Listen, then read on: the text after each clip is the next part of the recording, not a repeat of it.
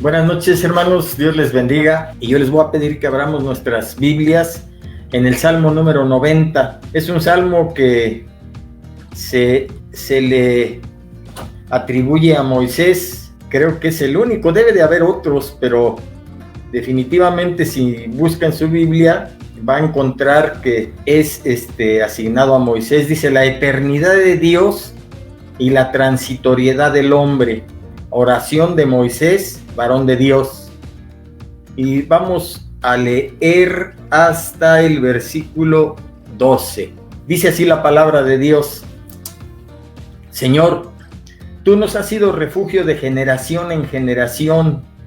Antes que naciesen los montes y formases la tierra y el mundo, desde el siglo y hasta el siglo, tú eres Dios. Vuelves al hombre hasta ser quebrantado y dices: convertíos, hijos de los hombres, porque 1000 años delante de tus ojos son como el día de ayer que pasó, y como una de las vigilias de la noche. Los arrebatas como torrente de aguas, son como un sueño, como la hierba que crece en la mañana florece y crece, a la tarde es cortada y se seca. Porque con tu furor somos consumidos y con tu ira somos turbados. Pusiste nuestras maldades delante de ti, nuestros yerros a la luz de tu rostro, porque todos nuestros días declinan a causa de tu ira. Acabamos nuestros años como un pensamiento. Los días de nuestra edad son 70 años, y si en los más robustos son 80 años, con todo su fortaleza es molestia y trabajo, porque pronto pasan y volamos. ¿Quién conoce el poder de tu ira y tu indignación según que debe ser temido? Enséñanos de tal manera a contar nuestros días que traigamos al corazón sabiduría. Bueno, aquí Moisés está reflexionando, y de entrada vemos que reflexiona acerca, primero, de que Dios nos ha sido refugio. La experiencia de este siervo que Dios también lo inspiró para que escribiera el inicio de la creación, y cuando vivió él humanamente, Dios le reveló todo lo que había sucedido en la creación, y había tenido él también experiencias, no solo en su persona, sino como guiador, como líder, como libertador de su pueblo, porque Dios lo hizo nacer para cumplir esa misión en su vida. Y dice: Señor, tú nos has sido refugio de generación en generación. Antes que naciesen los montes y formases la tierra y el mundo, desde el siglo y hasta el siglo, tú eres Dios. Antes de que existiera el tiempo y el espacio, antes de que el Señor creara lo que existe, de la nada creó lo que existe con solo su palabra. Antes de todo esto, tú eres Dios. Dios es Dios. El término con el cual él se dio a conocer al mismo Moisés, cuando Moisés recibió el llamado para llevar a cabo su obra de libertador, trató de poner excusas. Dios le fue cerrando la capacidad de que encontrara excusas, porque a todas les dio solución, y al final terminó diciendo: ¿Y quiénes les voy a decir que me envió? Diles que yo soy, te envía. Yo soy el que soy. Yo soy el que tengo en mí mismo existencia. Yo soy el todo. Fuera de mí no hay más. En Isaías 44:6 dice la palabra: yo soy el primero y el postrero. Fuera de mí, no hay Dios. Es algo que no podemos entender con nuestra mente finita, porque Dios es infinito. Lo finito no puede entender lo infinito. Sin embargo, Él se manifiesta a nosotros y quiere que lo conozcamos. Él quiere tener amistad con sus criaturas, con su creación.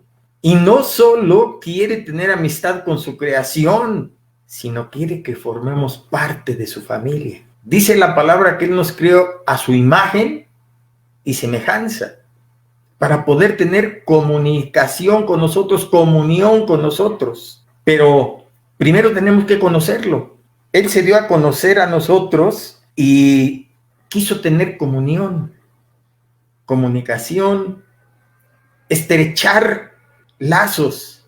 Iba a mencionar conocerle y que nos conozca, pero Él ya nos conocía desde antes de la fundación del mundo. A los que Él predestinó, dice, antes conoció. Él ya nos conocía.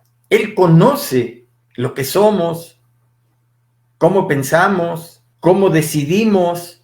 Dice su palabra que antes que nosotros abramos nuestra boca para comunicarnos con Él, Él ya sabe de qué tenemos necesidad. Y sin embargo, Él disfruta cuando nosotros nos dirigimos a Él en oración. Él disfruta. Él desea nuestra compañía. Cuando nosotros doblamos nuestra rodilla y clamamos a Él, voy a hablar en términos humanos porque definir a Dios es imposible con nuestras limitaciones humanas. Iba a decir, cuando nosotros nos humillamos y doblamos nuestra rodilla para buscar tener comunión con Él, Él deja todo y se enfoca a nosotros. Él no puede dejar todo, Él es todo, Él está en todo, Él es omnipotente. Dicen las estadísticas que somos 7,000 millones de humanos. Y si esos 7,000 millones de humanos se dirigieran a Dios en este momento, Él tiene atención para todos esos 7,000 millones. Dios es omnipotente. Tú nos has sido refugio de generación en generación. Antes que naciesen los montes y formases la tierra, el mundo, desde el siglo y hasta el siglo, tú eres Dios.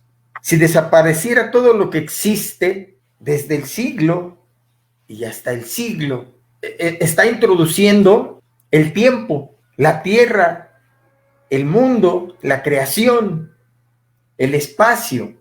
Antes de que existiera el tiempo y el espacio y la creación, Dios ya existía.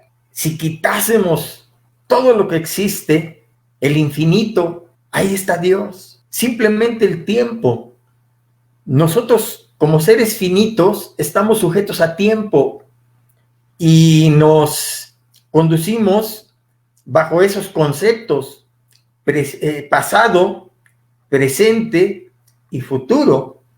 El pasado está detrás de nosotros, ya lo dejamos, estamos viviendo el presente y estamos proyectándonos hacia el futuro.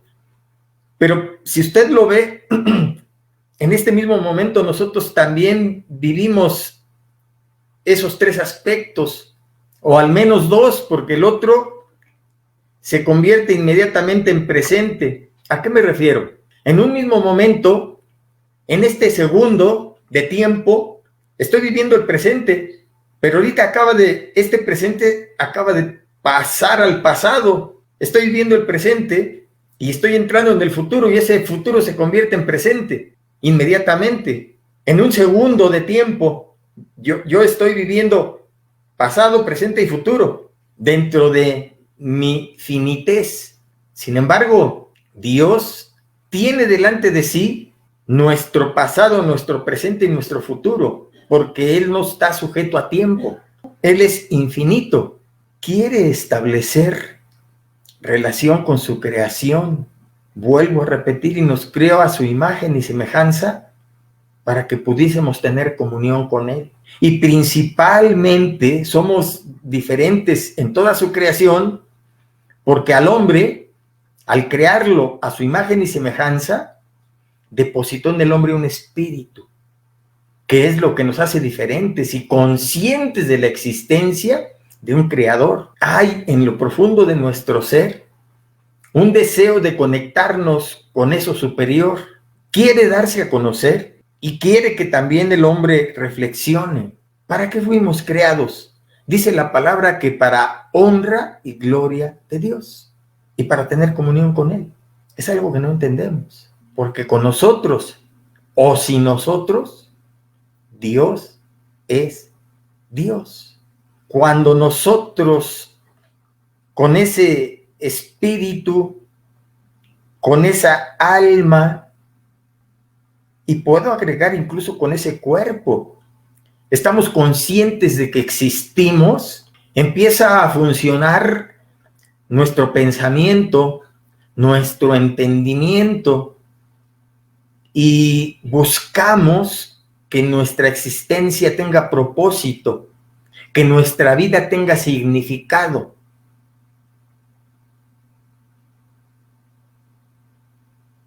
Y cuando nosotros pensamos en que hay alguien superior, inmediatamente concebimos el concepto de Dios.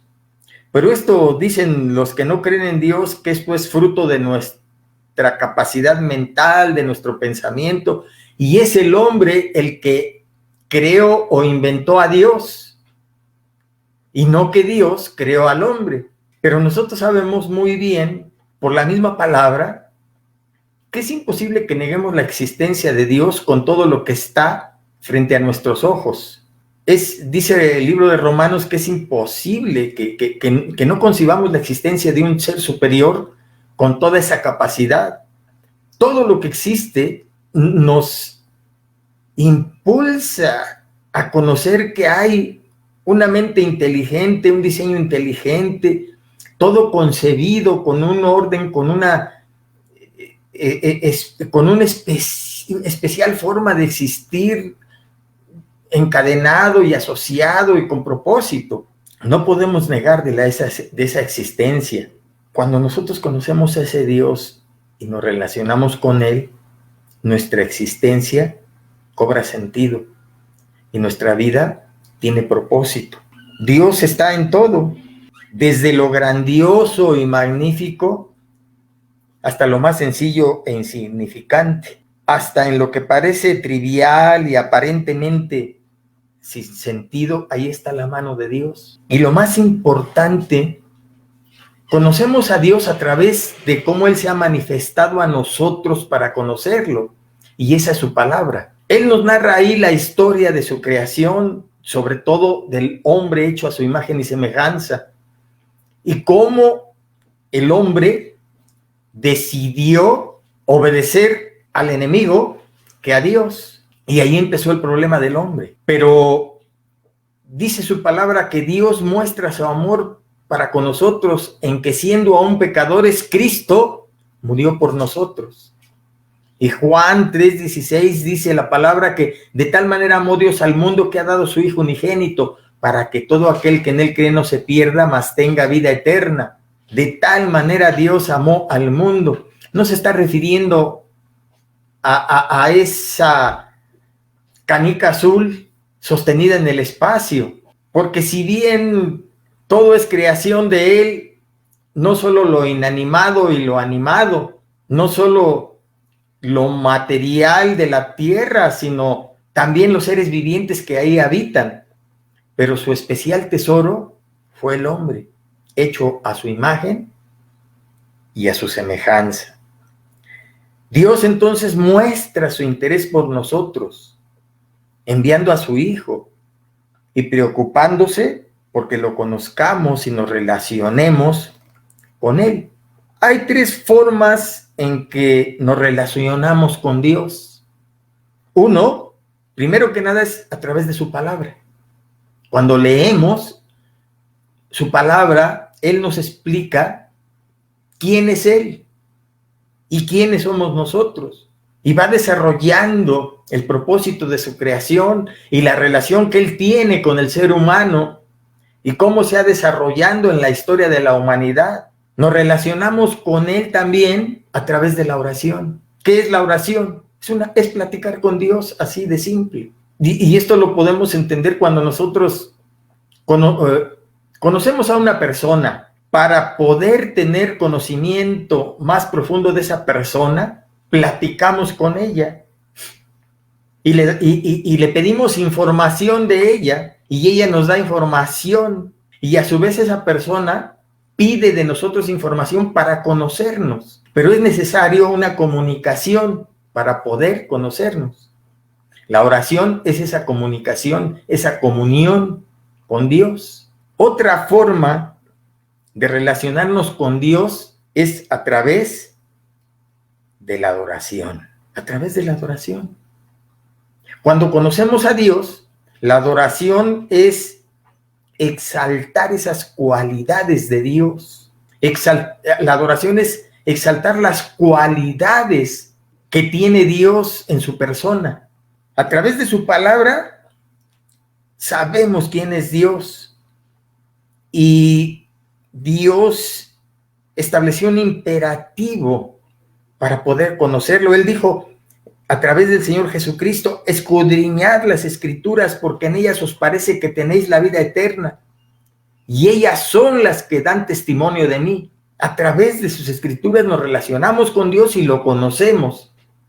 A través de la oración abundamos en ese conocimiento, establecemos comunión, y a través de la adoración exaltamos las cualidades de la naturaleza de Dios, y que esas cualidades se han manifestado en nuestra vida.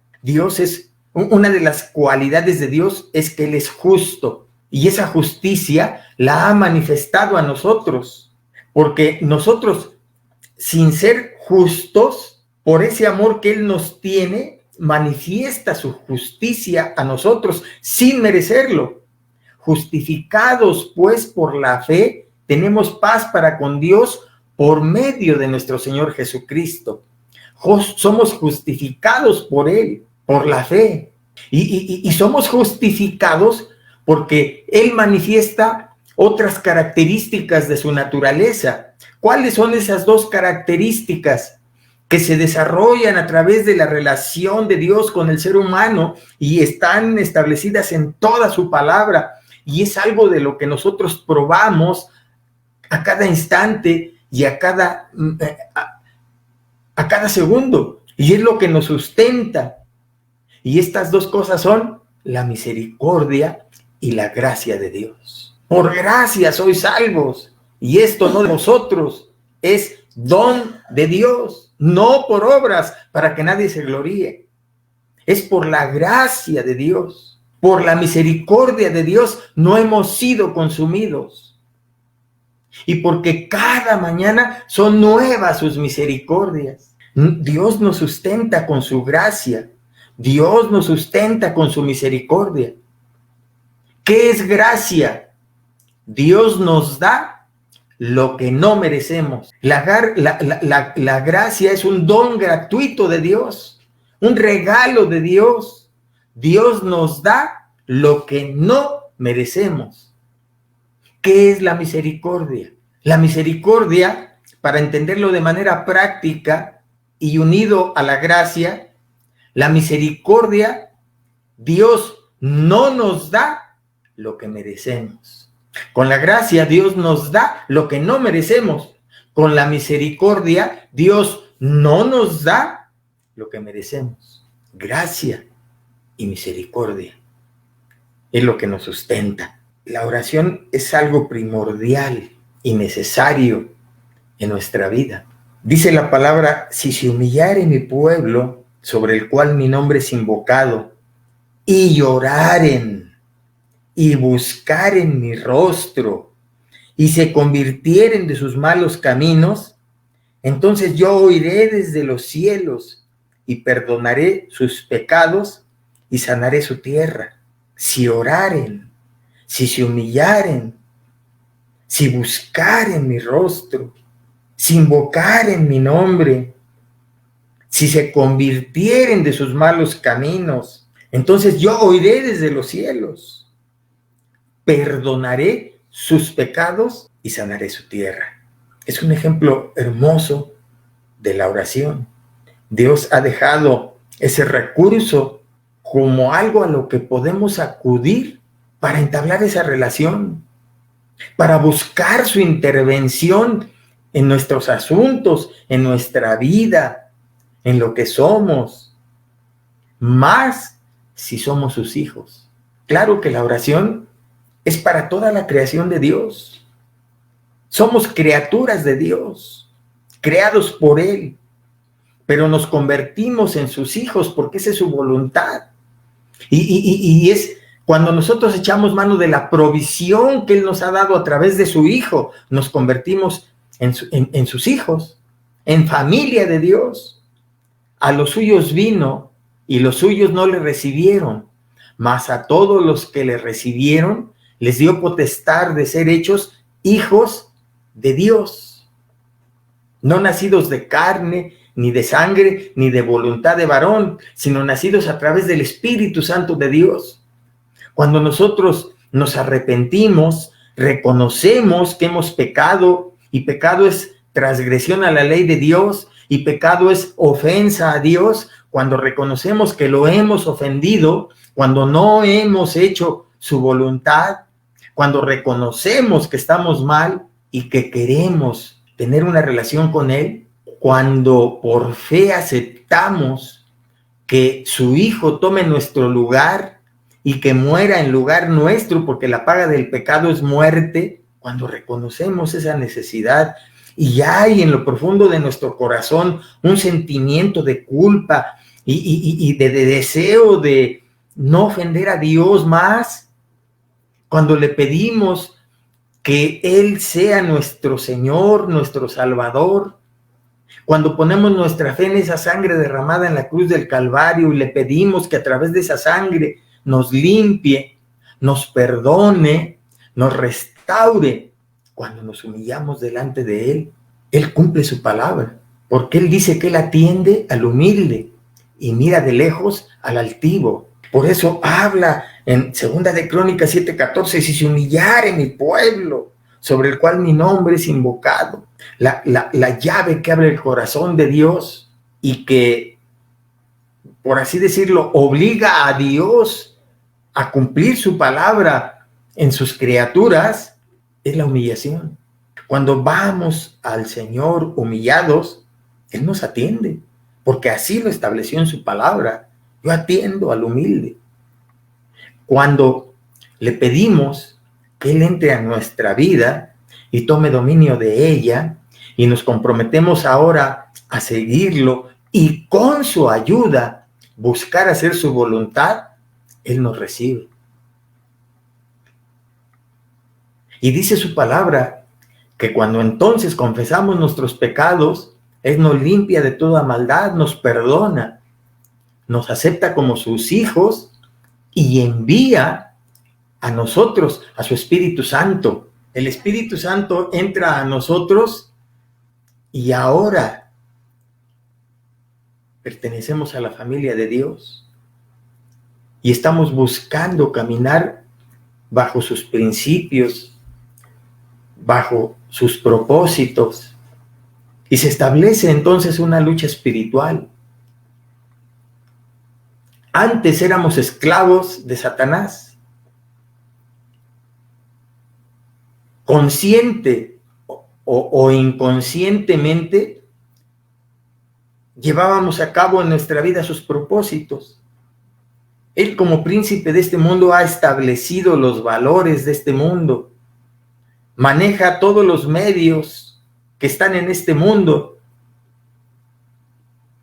y consciente o inconscientemente hacíamos la voluntad de Satanás. Ahora hemos pasado de muerte a vida y buscamos conducirnos de acuerdo a los propósitos de Dios. Y Satanás no le parece, se establece una lucha espiritual. Él va a hacer todo lo posible para impedir que nosotros pasemos la eternidad con Dios. Dios nos revela en su palabra también la historia de este ángel caído que se rebeló en contra de Dios. Dios tiene perfecto control. ahora sirve a los propósitos de Dios. Él ejerce la función de control de calidad, llamémosle así. Se le ha asignado una tarea y se le ha asignado cierto espacio de libertad en la que él se puede mover, pero siempre sujeto a Dios. En la Biblia se le llama el acusador de nuestros hermanos. Y de acuerdo al libro de Job, se presenta ante Dios para acusarnos. Pero cuando va dirigido su ataque hacia los hijos de Dios, tiene cierto margen de libertad. No puede buscar quitarnos la vida. Para tentarnos, tiene que pedirle permiso a Dios y tiene que respetar nuestra vida. Muchas veces es utilizado por Dios para probarnos, pero Dios tiene perfecto control. Él dice en su palabra que no va a permitir que seamos tentados o probados más allá de lo que podamos resistir. Y juntamente con la tentación también, con la prueba también viene la salida que Dios nos da. Y es esa prueba para fortalecernos, para que crezcamos, para que maduremos, para que comprobemos cuál es la voluntad de Dios agradable y perfecta en nuestra vida. Y es para nuestro bien. Dios tiene perfecto control. Esta lucha que estamos sosteniendo, hasta que muramos, el enemigo va a estar buscando hacernos caer. A través de toda la historia de la humanidad ha sido así. Pero hoy vivimos tiempos muy especiales, en los cuales, si a través de toda la historia de la humanidad este ser maligno ha estado activo, hoy más que nunca. Y hoy estamos conscientes de que son principios de dolores que Dios nos está sacudiendo o haciéndonos reaccionar para que veamos que esto es el principio de lo que Él ya ha establecido en su palabra para los últimos tiempos que Él ha explicado ya en su palabra, en Apocalipsis, en Daniel, lo que se conoce teológicamente como la escatología, la doctrina de los últimos tiempos. Todo esto va a acontecer, esto es el principio de dolores y se va a ir agravando y se va a ir adecuando para hacernos ver que su palabra se cumple. Pero mientras tanto, va a haber una lucha espiritual. Satanás va a buscar que haya desánimo, que haya cansancio, que haya agotamiento, que nos durmamos. La palabra de Dios es algo que nos advierte, que nos conduce. Decía el salmista David, el rey David: lámpara es a mis pies tu palabra y lumbrera a mi camino. Dios ha dejado su palabra, sus promesas, su provisión para que nosotros salgamos triunfantes, para que nosotros hoy más que nunca abramos nuestros ojos espirituales y empecemos a ver la provisión que Él ha establecido para su iglesia, para su pueblo, para sus hijos, que somos nosotros. Este confinamiento es una guerra de desgaste. Las condiciones, el contexto van a buscar que usted se desanime, que usted se canse, que usted se agote y empiece a tomar decisiones equivocadas o abra las puertas a la tentación, se desanime, empiece a dudar de que las promesas de Dios no se cumplan, en fin, una serie de cosas que quieren hacerlo dudar, que quieren desestabilizarlo.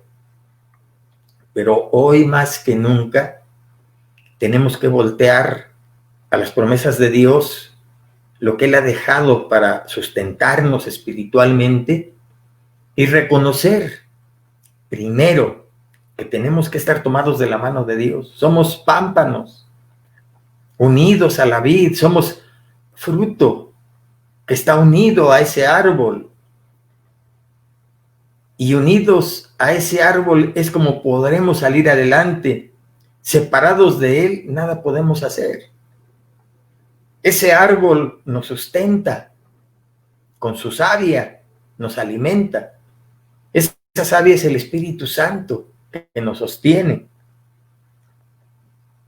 Y podemos ver la mano de Dios en nuestra vida. Él nos ama de una manera que nosotros no comprendemos.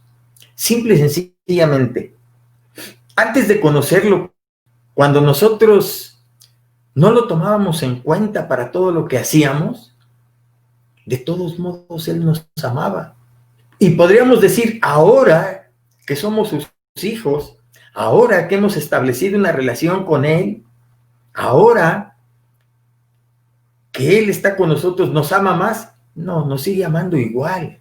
Pero ese amor generoso e incondicional lo sigue manifestando.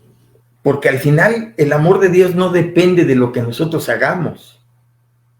Antes, cuando nos conducíamos sin tomarlo en cuenta, Él nos amaba. Ahora que lo conocemos y que ya formamos parte de su familia, nos sigue amando de esa manera generosa e incondicional que antes lo hacía. Muchas veces creemos que si nosotros buscamos ser buenos, buscamos trabajar para Dios, nos esforzamos por obedecerle, por buscarle, a veces nos creemos con eso merecedores del amor de Dios. Y pudiera sonar así, pero no es así. Dios nos sigue amando, hagamos lo que hagamos, incluso portándonos mal, Él nos sigue amando generosa e incondicionalmente. Y no por hacer eso que estamos conscientes que debemos hacer, vamos a ser merecedores de su gracia o de su misericordia. Su gracia y su misericordia la da Dios por lo que Él es, no por lo que nosotros somos o hacemos. Su justicia, su misericordia, su gracia, todo lo que Él es, nos lo da porque Él es, porque yo soy el que soy, está con nosotros y con todo aquel que le busca. Nuestra vida espiritual, nuestra relación con Dios está fundamentada en lo que Dios es. Dios quiere que le conozcamos y que experimentemos lo que nosotros. Y debido a que le alabamos, podemos obtener medicina celestial en medio del sufrimiento y en medio de la prueba. La adoración es una medicina celestial. Amortiguar las aflicciones de la vida. Es debido a que hemos experimentado su amor para con nosotros, que podemos, porque le conocemos, adorarlo, darle honra, darle gloria, aún en medio del sufrimiento. Es debido a nuestra experiencia personal con Él, que lo conocemos y que sabemos de su atención por nosotros. No es fruto de nuestra imaginación o de nuestro pensamiento. No es algo que nosotros creamos en esa mente, en esa inteligencia, en esa capacidad que Él mismo nos dio. No. Es algo real que solamente estableciendo esa relación con Él lo podremos experimentar y podemos comprobar que Dios es real, que es una persona como nosotros, que tiene personalidad, que tiene sentimientos, Somos hechos a su imagen y semejanza.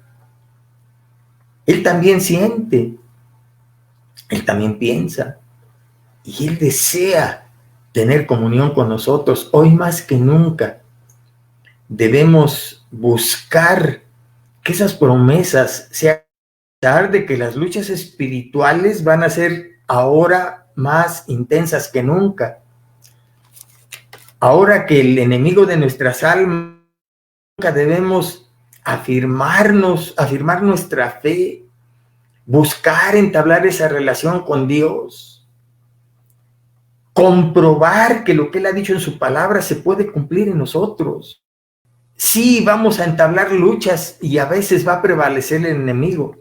A veces vamos a experimentar derrotas, pero no estamos vencidos.